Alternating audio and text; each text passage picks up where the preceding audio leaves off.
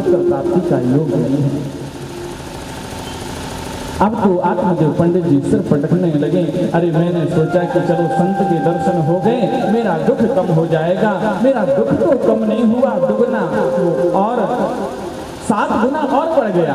अभी तो एक जन्म का ही दुख था, अब तो 7 जन्म तक का आपने बता दिया। और आप यदि 7 जन्मों का बता सकते हो तो आप पुत्र प्राप्ति का वरदान भी दे सकते हो। आप मुझे पुत्र प्राप्ति का वरदान दो, नहीं तो मैं यहीं पर सिर पटक पटक कर अपने प्राण त्याग दूंगा। आत्मदेव पंडित जी के ऊपर भगवान को दया आ गई।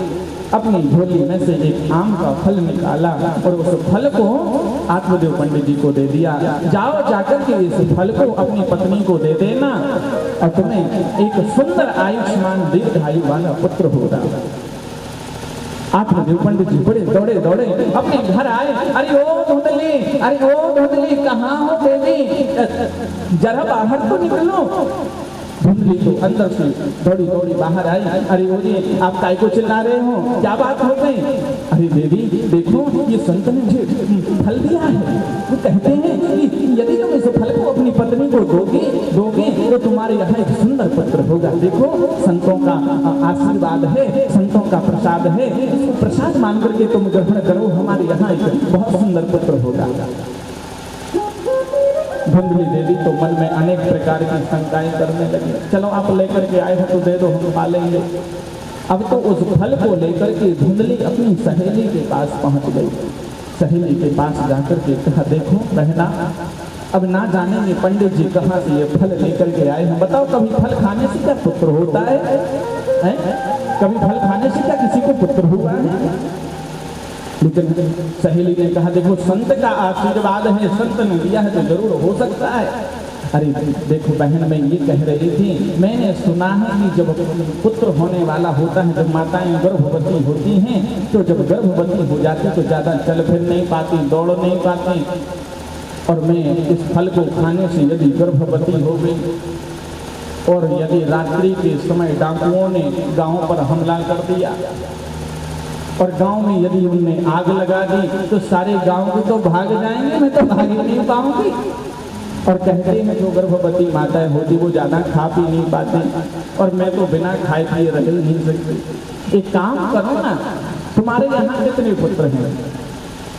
तो धुंधली की सहेली ने कहा कि हमारे यहाँ 6 पुत्र हो गए हैं, 7वां होने वाला है। तो धुंधली ने कहा, देखो हमारे यहाँ खाने को तो बहुत कुछ है पर खाने वाले नहीं हैं, और तुम्हारे यहाँ खाने के लिए कुछ नहीं है पर खाने वाले बहुत है। तो एक काम करो ना, इस अब की बार जो तुम्हारे यहाँ पुत्र होगा वो पुत्र तुम मुझे दे देना और मैं तुम्हें बहुत सारा धन दे दूंगी।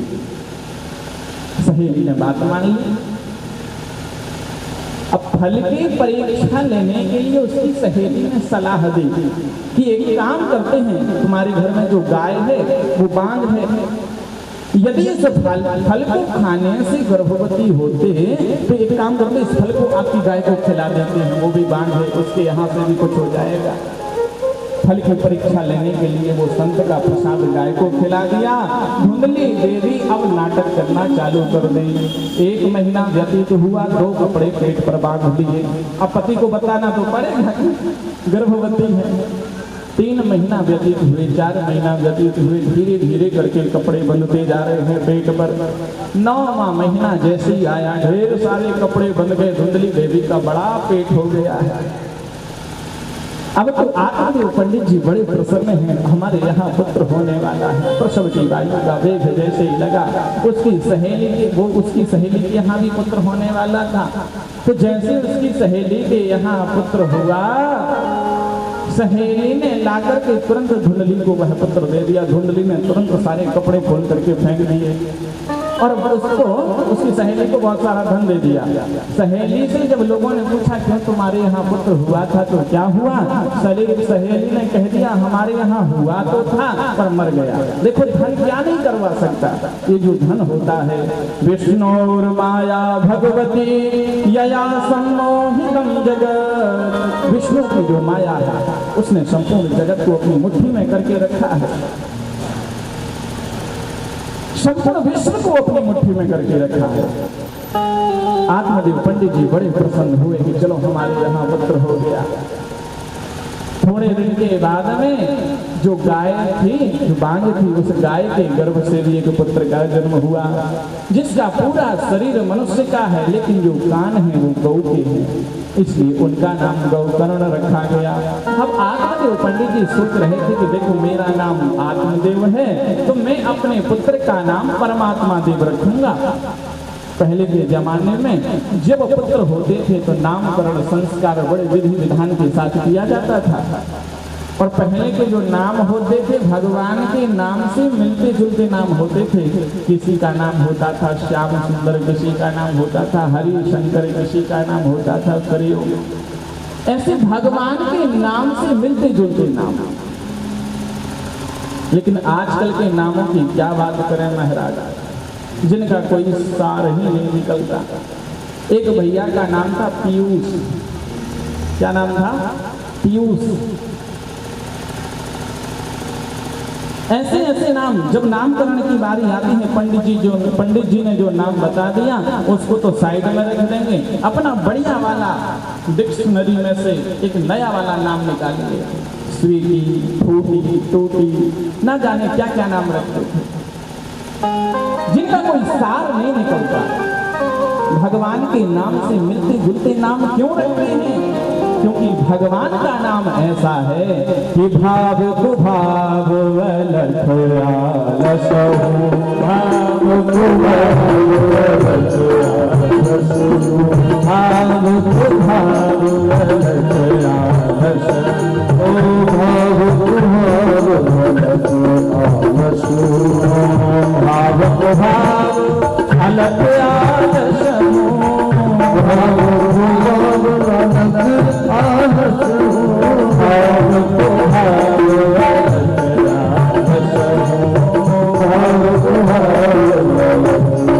आलसहु, नाम जपत मंगल विसितसहु, नाम जपत मंगल विसितसहु।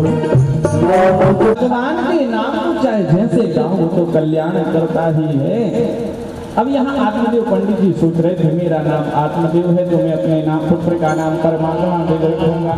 इतनी में धुंधली दौड़ी दौड़ी आ गई। अरे वाह, बड़े स्वार्थी हो तुम तो, बताओ 9 महीने पेट में हमने रखा और नाम रख रहे हो अपने नाम से मिलता जुलता। तो आत्मदेव पंडित जी ने कहा देखो देवी, मुझे कोई इतराज नहीं है, तुमको जो अच्छा लगे वो रख लो। तो धुंधली ने कहा देखो मेरा नाम धुंधली तो मेरे धुंधकारी महाखला, धुंधकारी महाखला। तो जो गौकर्ण जी हैं, गौकर्ण जी कौन है? जो गाय के पेट से जन्म लिए। और धुंधकारी कौन है? जो सहेली का पुत्र है वो धुंधकारी। अब तो भैया नामकरण हो गया। धुंधकारी छोटे थे, खेल रहे थे, खेलते खेलते कंचा खेलने लगे, कंचा खेलते खेलते ताश खेलने लगे। पिताजी ने सोचा अभी छोटे हैं, बड़े होकर के समझ जाएंगे। देखो माता पिता की ये सबसे बड़ी गलती होती है कि बच्चों को छोटे में अच्छे संस्कार नहीं दे पाते। बच्चों को कैसे पालन करना चाहिए? 5 साल तक, पहली साल से लेकर के 5 साल तक जितना तुमको अपने बच्चों को लाड प्यार करना है करो। लेकिन 5 वर्ष से जैसे वो 6वें वर्ष में प्रवेश करते हैं तो 6 वर्ष से लेकर के 10 वर्ष तक उनके ऊपर नजर रखो। ताड़ने का मतलब ये नहीं कि डंडा लेके फिरते ही रहो, नहीं नहीं, उनके ऊपर नजर रखो कि कहीं वो कोई गलत कार्य तो नहीं कर रहे। यदि वो गलत कार्य करते हैं तो तुरंत समझाओ बेटा ऐसे नहीं करना चाहिए, गलत कार्य है। और 11 वर्ष से 16 वर्ष तक जितने अच्छे से अच्छे आप संस्कार देश को दे दो। देखो बेटा, हमारे हिंदू धर्म में अनेक मंदिर हैं, मंदिर में जाना चाहिए, भगवान के दर्शन करना चाहिए, ब्राह्मणों के दर्शन करना चाहिए, ब्राह्मणों को प्रणाम करना चाहिए। अपने से जो बड़े हैं उनका तो बेटे के जूते, ओ बाप के जूते जब बेटे के पैर में आने लगे तो फिर बाप को अपने बेटे को बेटा नहीं समझना चाहिए। फिर क्या समझना चाहिए? बोले फिर मित्र बना लेना चाहिए।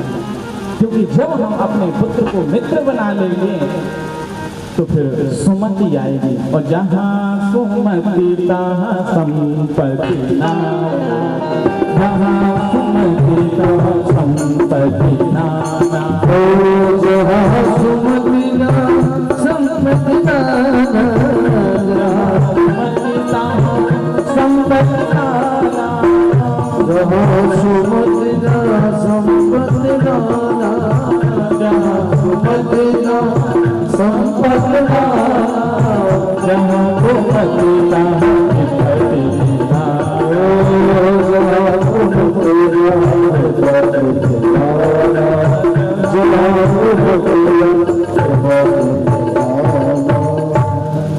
और जब हम अपने पुत्र से सलाह लेंगे तो सुमति आएगी, जहाँ सुमति आएगी तो संपत्ति आएगी। माता पिता को ऐसे अपने बच्चों को संस्कार देना चाहिए। लेकिन आत्मदेव जो पंडित जी हैं उन्होंने सोचा अरे अभी धुंधकारी छोटा सा बालक ही तो है, बड़ा होगा तो अपने आप संभल जाएगा। लेकिन धुंधकारी ने क्या किया, कंचे खेलने जाता था, पिताजी ने और ला कर दे दिया, लो बेटा खेलो। कंचे खेलते खेलते ताश खेलने लगा महाराज। समझ लेना जब बेटा कंचा खेलने लगे तो ताश जरूर खेलेगा, और ताश यदि वो खेलने लगा तो समझ लेना कि थोड़ा वो पैसा भी लगाएगा, और जब जुए में पैसा लगाएगा तो निश्चित रूप से है कि तुम्हारा घर विनाश की ओर चला जाएगा। विनाश काले विपरीत बुद्धि, जब विनाश का समय आता है तो बुद्धि अपने आप विपरीत हो जाती है। धुंधकारी जाता है, ताश खेलता है, जुआ खेलता है, मदरा का पान करता है, शराब पीने लगा, गांजा पीने लगा, सिगरेट बीड़ी पीने लगा। एक बार तो जब खेल खेल में जो चारा होता है ना, चारा घास जो होती है, घास का गांठ लगा हुआ था पूरा। अब ये जो धुंधकारी है, पहले पुराना एक खेल है छुपा छुपी वाला खेल। एक बच्चा ढूंढता था सबको, बाकी सब छुप जाते थे। तो धुंधकारी जब यह खेल खेल रहा था तो सारे बच्चे उस गांठ में अंदर छुपे हुए थे, और इसने क्या किया, आग का पलीता बड़ा लाया और गांठ में ही लगा दिया। सारे बच्चे धड़क धड़क कर जल गए। इतना उद्दंडी हो गया महाराज। मदरा का पान करे, पिताजी को डांटे फटकारे। माँ के पास आया, माँ धन दो। माँ कहती बेटा सब तेरा ही तो है, ले जा। माँ ने ये भी नहीं पूछा कि ये जो तुम धन लेकर के जा रहा है इसको लगाता कहाँ है। धुंधकारी धन लेकर जाता है, एक एक करके आत्मदेव पंडित जी का संपूर्ण धन नष्ट हो गया। जब कुछ भी नहीं बचा, धुंधकारी माँ के पास आया, माँ धन दो। माँ कहती है बेटा तुम सारा धन तो ले गया, अब मेरे पास बचा ही क्या है, क्या बचा मेरे पास में। माँ से कहता है अग्नि में से जलती हुई लकड़ी को निकाला। माँ यदि तुम मुझे धन नहीं देगी ना तो इस जलती हुई डंडे से मारो, जल्दी से धन दो। माँ ने चाबी दे दी, ले बेटा जो कुछ बचा है ले जा। रात्रि भर माँ की आंखों से झर झर करके आंसू टपकते रहे। रात्रि के 2 बज रहे थे। माँ ने सोचा आज ये मुझे जलती हुई लकड़ी दिखा रहा है जिसको मैंने पाल पोस कर बड़ा किया, आज मुझे ये डंडा दिखा रहा है। जिसको मैंने इतना लाड़ प्यार किया वो मुझे डंडा दिखा रहा है, तो कल को ये डंडा मारेगा भी। रात्रि के 2 बज रहे थे, पास में कुआं था। माँ ने कुएं के पास जाकर के उस कुएं में कूद गई, अपने प्राणों को त्याग दिया। प्रातः काल आत्मदेव पंडित जी आए, रुदन कर रहे थे, इतने में धुंधकारी आ गया। आत्मदेव पंडित जी ने फटकारा, अरे मूर्ख, तूने मेरे मंदिर जैसे घर को नरकरा अड्डा बना दिया है। जहाँ मेरे वेद पुराण शास्त्र रखे रहते थे, आज वहाँ जगह जगह मांस के टुकड़े पड़े हुए हैं, जगह जगह शराब की बोतल पड़ी हुई है। तूने मेरे मंदिर जैसे घर को नरक बना दिया, निकल जा मेरे घर से। तो धुंधकारी अपने पिता को डांटता हुआ बोला, सुनो तुम क्या जानो, नया जमाना आ गया है, तुम ठहरे पूजा पाठ करने वाले, मैं जो करता हूँ सब अच्छा करता हूँ, तुम कुछ नहीं जानते। पिताजी को बड़ा दुख होता। पिताजी अपने दोनों हाथ से ऊपर रखे, बाहर बेटा एक 21 वर्षीय पिता अपने 1.5 वर्ष के पुत्र को लेकर के गोद में बैठे हुए थे। प्रातः काल एक कौआ उड़ता उड़ता आया, पास में बैठ गया। उस पुत्र ने अपने पिताजी से पूछा, पिताजी ये क्या है? पिताजी ने कहा बेटा कौआ है। उस पुत्र ने फिर पूछा, पिताजी ये क्या है? पिताजी ने कहा बेटा कौआ है। अच्छा पिताजी ये क्या है? पिताजी ने कहा बेटा कौआ है। उस पुत्र ने अपने पिता से ना जाने कितनी बार पूछा कि पिताजी ये क्या है? पिताजी ने उसी स्वर में कहा बेटा कौआ है। लेकिन एक समय ऐसा आया कि जो पिता था वो हो गया 80 वर्ष का और बेटा जवान हो गया, शादी हो गई, घर में रिश्तेदार आए। पिताजी वृद्ध हो गए, बेटा जवान हो गया, तो घर में रिश्तेदार आए। रिश्तेदार आए तो पिताजी ने पूछा, अरे बेटा कौन आया? फलाने फलाने आए हैं।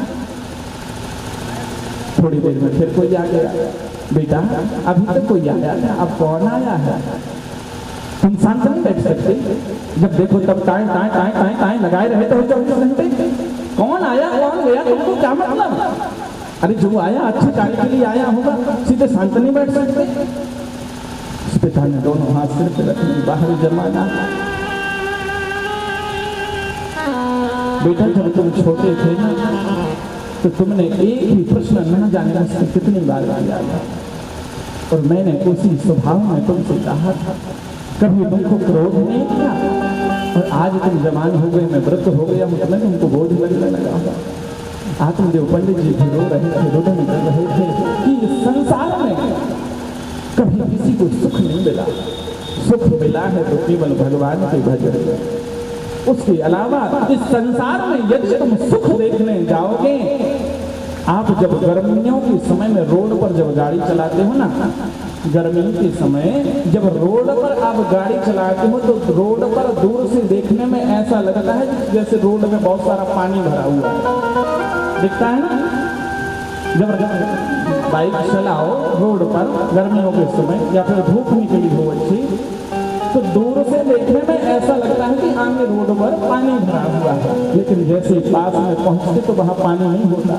वैसे इस संसार में सुख है कि दूर से देखने में तो लगता है कि यहाँ पर सुख होगा। चलो अब अभी तो बचपन था, पढ़ाई लिखाई हो गई, अब माता पिता ने शादी कर दी, चलो अब पत्नी से सुख मिलेगा। लेकिन जैसी शादी हो गई तो और ज्यादा दुखी रहने लगे। फिर सोचा चलो पत्नी सुखी नहीं रख पाए, अब पुत्र हो जाएंगे तो वो सुखी रखेंगे। लेकिन अब पुत्र हो गए, पुत्र ने तो और ज्यादा गड़बड़ कर दी। इस संसार में यह संसार सुखालय नहीं है, यह संसार दुखालय है। सुखालय कब है? बोले जब आप भजन कर रहे हो तभी ये संसार सुखालय है।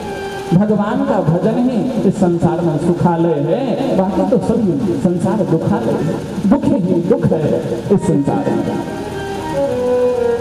इतने में गौकर्ण जी आ गए। गौकर्ण जी ने पिताजी को रोते हुए देखा। अरे पिताजी आप क्यों रो रहे हैं, क्या बात है?